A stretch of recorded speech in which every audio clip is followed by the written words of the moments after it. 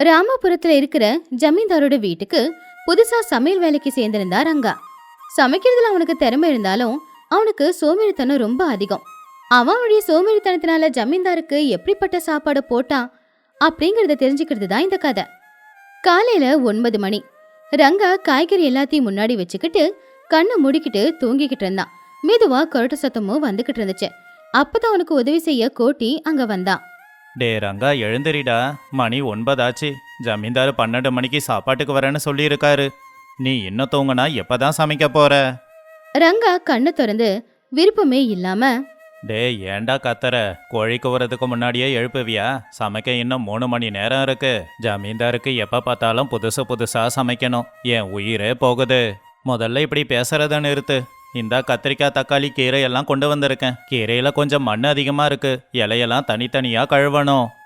என்னது, ஒவ்வொரு இலையா கழுவணுமா? உனக்கு அறிவு இருக்காடா?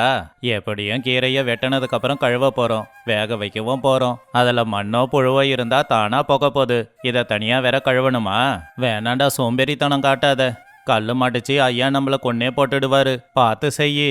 நீ பயப்படாத, இங்க பாரு. எல்லா கீரைக்கட்டையும் எடுத்து அப்படியே தண்ணியில முக்கி அத அப்படியே வெளியில எடுத்துட்டான். பாத்தியா, கழுவி முடிச்சிட்டேன். டே, இப்படி கழுவுனா உள்ள இருந்து மண்ணு போகுமா? போகும். சமையல் வேலையை ஆரம்பி. கத்திரிக்காயை எடுத்தான். இதை சின்னதா வெட்ட 1 மணி நேரம் ஆகும். அவ்வளோ பொறுமை எனக்கு இல்ல. ரங்கா கத்திரிக்காய 2 கட் பண்ணி அப்புறம் வெண்டைக்காய நீளமா கட் பண்ணி அத அப்படி எடுத்து ஓரமா வச்சான். ரங்கா, என்னடா இது? கத்திரிக்காய 2 வெட்டி இருக்க. இவ்வளோ பெரிய கத்திரிக்காய் வேக நேரமாகுமேடா. டேய், கத்திரிக்காய சின்னதா போட்டா குழம்புல கரைஞ்சி போயிடும். கத்திரிக்காவே இருக்காது. இப்படி போட்டா கத்திரிக்காய் மேல தெரியும். ஜமீன்தார் பெரிய மனுஷனாச்சே, கத்திரிக்காய் தெரிய வேணாமா? நீ பண்றது எதுவும் எனக்கு பிடிக்கல. உருளைக்கிழங்கு தோல் சீவனியா? தோலை சீவனமா? டேய், வைத்தியங்க சொல்லுவாங்கல்ல, தோல்ல தான் எல்லா சத்தும் இருக்கும். அதுலயும் தோல்ல தான் நார் சத்து இருக்குமா. நார் சத்து உடம்புக்கு ரொம்ப நல்லதான். ஐயாவுக்கு ஆரோக்கியமா சமைச்சு கொடுக்கணும்ல.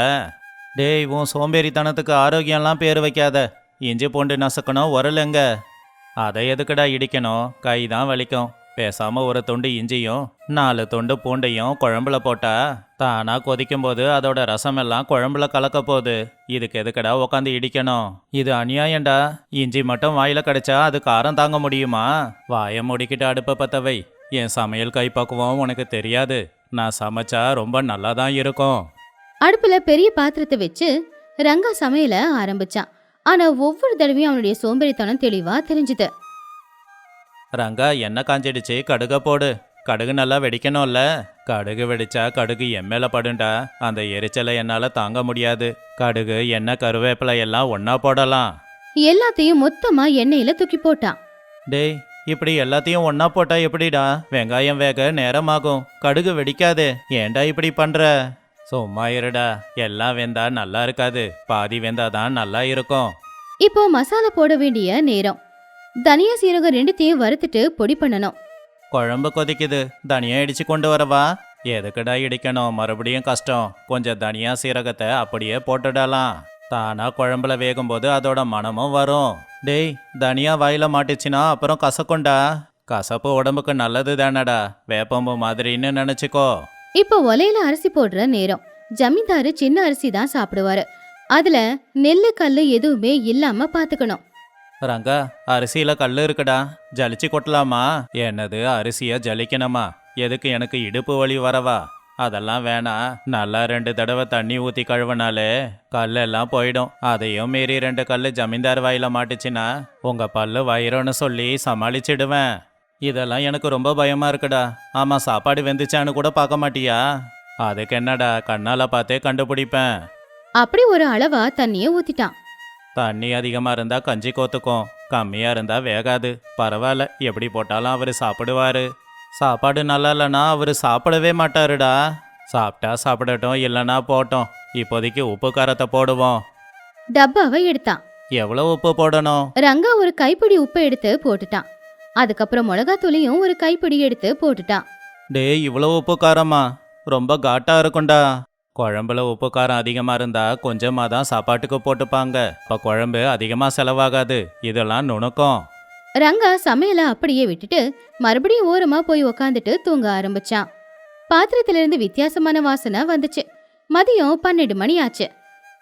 ஜமீன்தார் கீழே இறங்கி வந்து சாப்பிட வந்து உக்காந்தாரு. அவரு ரொம்பவும் பசியில இருந்தாரு. இன்னைக்கு புது சமையல்காரன் என்ன சமைச்சிருக்கானோன்னு ஆர்வமா இருந்தாரு. என்னடா அந்த புது சமையல்காரன் சமைச்சு முடிச்சிட்டானா? மனம் மட்டும் காட்டா வருதே. எனக்கு ரொம்ப பசிக்குது, போய் கொண்டு வா. அப்ப கோட்டி பயந்துகிட்டே சரிங்க ஐயா, எல்லாம் தயாரா தான் இருக்கு. ரங்கா பக்கத்துல வந்து, டேய், எனக்கு ரொம்ப பயமா இருக்குடா. ஐயாவுக்கு கோவம் வந்துச்சுன்னா கொன்னே போட்டுடுவாரு. ஆனா ரங்கா பயப்படாம, பசி ருசி ஏறியாதுடா, பயப்படாம வா. ரங்கா கோட்டி 2 பேரும் சமைச்சத கொண்டு வந்தாங்க. வெள்ளி தட்டுல ஐயாவுக்கு சாப்பாடு பரிமாறினாங்க. ஆஹா, சூடா இருக்கே சோறு. ஆனா என்ன ரங்கா, சாப்பாடு நிறம் மாறி அங்கங்க கருப்பா இருக்கே. அது வந்துங்க ஐயா, உங்களுக்கு உடம்பு சரியில்லைன்னு கேள்விப்பட்டேன். அதான் மூலிகை கலந்து சோறு வடிச்சேன்.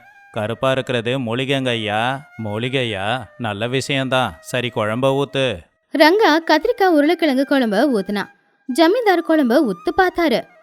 என்ன ரங்கா, உருளைக்கிழங்கோ கத்திரிக்காயும் இவ்வளோ பெருசா இருக்கு. இதை நீ வெட்டவே இல்லையா? ஐயா, இது ராஜா காலத்து சமையலுங்க. அந்த காலத்துல ராஜாங்க இப்படி தான் சாப்பிடுவாங்களாம். உருளைக்கிழங்கு கத்திரிக்காய்லாம் பெருசா தான் இருக்குமா. நீங்களும் ராஜா மாதிரி தானே, அதுலயும் உருளைக்கிழங்கு தோலோட தான் இருக்கணுமா? ஜமீன்தார் சிரிச்சுக்கிட்டே, என்னமோ சொல்ற. சரி, சாப்பிட்டு பார்க்கறேன். ஜமீன்தார் சாப்பாட்டையும் குழம்பையும் கலந்து ஒரு வாய் எடுத்து வாயில வச்சாரு. ஒரு நிமிஷம் அமைதியா தான் இருந்தாரு. அதுக்கப்புறமா அவருடைய கண்ணு செவந்து போச்சு. திடீர்னு பல்லோட இடுக்குல ஏதோ மாட்டி கட்டுக்குன்னு சத்தம் வந்துச்சு. ஜமீன்தார் சத்தமா, ஐயோ, என் பல்லு. பல் இடுக்குல மாட்டின கல்ல வெளியில எடுத்தாரு. இவ்வளோ பெரிய கல்லா? அரிசியில கல்லு பொறுக்கலையா? ரங்கா பதட்டம் இல்லாம, ஐயா, அது கல் இல்லைங்க, அது மூலிகை. பூமியில விளையிற மூலிகையில கொஞ்சம் கல்லு மண்ணெல்லாம் இருக்க தானே செய்யும். ஐயா, அது மண்ணுக்கும் உங்களுக்கும் இருக்கிற உறவு. ஜமீன்தார் கோவமா, வாய மூடு. உறவு இல்ல, என் பல்லு தான் போச்சு. சரி, சாப்பிட்டு பார்க்கறேன். இன்னொரு வாய் எடுத்து வச்சாரு. இந்த தடவை அவருடைய நாக்கெல்லாம் எரிய ஆரம்பிச்சுது. பச்சை தனியா, பெரிய இஞ்சி துண்டு, அளவுக்கு அதிகமான காரமும் உப்பும், இது எல்லாம் சேர்ந்து ஒரு பயங்கரமான குழம்பா இருந்துச்சு. நடுநடுவுல உருளைக்கிழங்கு தோலும் தொண்டையில சிக்கிக்கிச்சு. ஜமீன்தாருக்கு ரொம்ப கோவம் வந்துச்சு. சீச்சி, என்ன இது? இந்த குழம்புல காரம் அதிகமா இருக்கு, உப்பும் அதிகமா இருக்கு, உருளைக்கிழங்கு வேகல, கீரையில இருக்கிற மண்ணு அப்படியே வருது, தனியா இஞ்செல்லாம் அப்படியே இருக்கு. என்ன இது? ஐயா, இது கிராமத்து சமையலுங்க.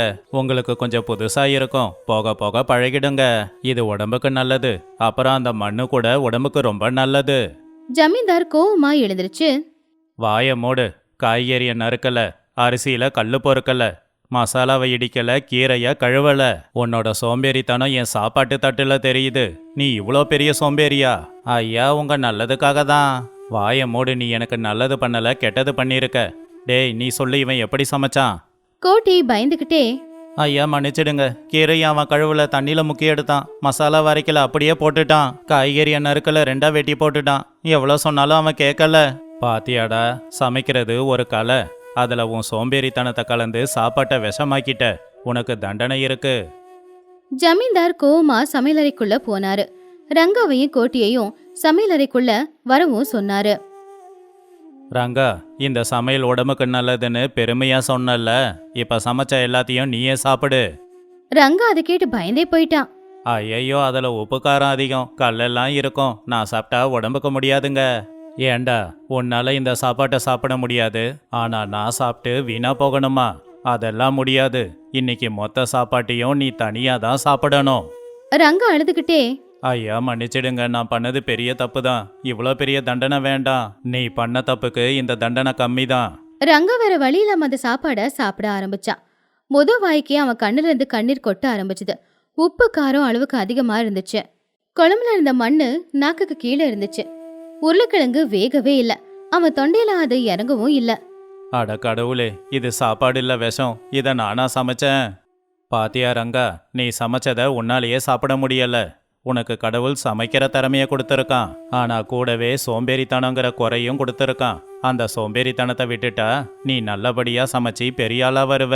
மற்றவங்களுக்காக சமைக்கும் போது பார்த்து சமைக்கணும். சமையலுங்கிற பேர்ல கண்டதை சமைச்சு கொடுத்து அவங்க உயிரோட விளையாட உனக்கு யார் உரிமை கொடுத்தது? ரங்கா கால்ல விழுந்து, ஐயா, என்ன மன்னிச்சிடுங்க. இனிமே நான் எப்பவும் இப்படி பண்ண மாட்டேன். தயவு செஞ்சு என்ன விட்டுடுங்க. உன்னை மன்னிச்சு விட்டா நீ மறுபடியும் யார் உயிரையாவது பலி வாங்க பாப்ப. உன் வாழ்க்கையில இனிமே நீ சமைக்கவே கூடாது. அன்னைக்கு ரங்கவால பாதி சாப்பாடு கூட சாப்பிட முடியல. வயிறு எரிச்சலோட அவமானம் தாங்க முடியாம வீட்டை விட்டு வெளியில வந்துட்டான். அவன் சோம்பேறித்தனத்தினால நல்ல வேலையும் கௌரவத்தையும் கடைசியில அவனுடைய வயித்தையும் கெடுத்துக்கிட்டான். அன்னையில இருந்து ரங்கா எந்த சின்ன வேலையை செய்யறதா இருந்தாலும் சோம்பேறித்தனத்தை காட்டாம கஷ்டப்பட்டு உழைச்சுக்கிட்டு இருந்தான். கஷ்டப்பட்டாதான் பலன் கிடைக்கும்னு அவனுக்கு தெரிஞ்சது. சோம்பேறித்தனம் இருந்தா வாழ்க்கை வீணா போயிடும் அப்படிங்கிற உண்மையை அவன் தெரிஞ்சுக்கிட்டான். இந்த கதையில இருக்கிற நீதி, சோம்பேறித்தனம் நம்ம வாழ்க்கைக்கு நமக்கு முதல் எதிரி. அது இருந்தா நமக்கு திறமையா இருந்தாலுமே அந்த திறமை வெளியில தெரியாது. அதனால திறமை இருக்கிறவங்களுக்கு என்னைக்குமே சோம்பேறித்தனம் முதல் எதிரிதான்.